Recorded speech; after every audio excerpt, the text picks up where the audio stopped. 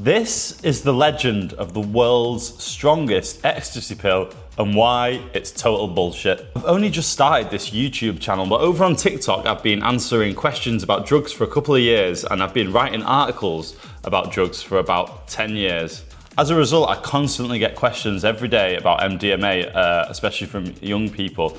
Ecstasy, or MDMA, is one of the most popular illicit substances in the world, but there is a lot of misconceptions about it, and I think one of the main misconceptions is around the Blue Punisher pill. It's widely considered as the best type of ecstasy pill, but that is very misleading, as I'm about to show you. The Blue Punisher pill has a mythical status in the party scene, and a lot of people think if it's a Blue Punisher pill, it's just better quality. But how did all this start, and why is it total bullshit? It all started in 2021 when someone in Manchester had an ecstasy pill confiscated from them by the nightclub bouncer. Some of these substances that get confiscated get sent for back of house testing.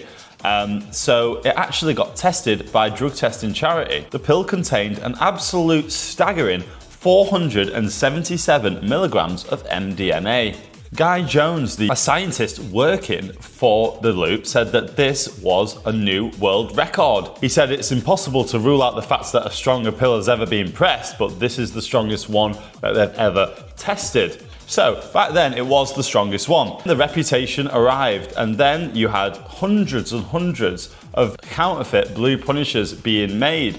It's very, very easy to get a pill press stamp. In fact, you can just buy them from China. Look at this. This costs $40. You buy this, you can make your own Blue Punisher.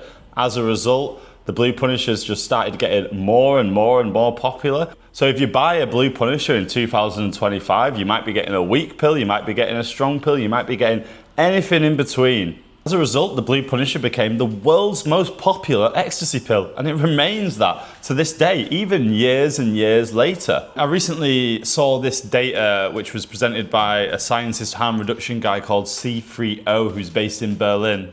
And you can see by far the most popular pill in Berlin during that period was the Blue Punisher, followed by Netflix and Berkheim pills, and then Red Bull pill. Useful to point out that these pills obviously have no connection to the actual companies, and instead it is an egregious copyright infringement. So around that same time period, which is up to last year, you can see, if you look at this data from Drug Checking Berlin again, you can see that in Berlin there's a huge spread of strength when it comes to the contents of these Blue Punisher pills. You can see that the most popular is 140 to 150 milligrams, but you've also got as low as 80 milligrams. You have an outlier which is over 200 milligrams, which is a huge dose of MDMA. And if you zoom in, you can see that it's not just one Blue Punisher, there's actually a load of different Blue Punishers. If you look closely, they're actually different pill presses, different molds are used. Some of the Blue Punishers have eyes, some of them don't, some of them have a board around them, and some of them don't. So not only are they very much varying in strength, they're actually varying in press as well. The only common denominator is that they're using the Blue Punisher Reputation, which, as you can see from this data, means nothing now.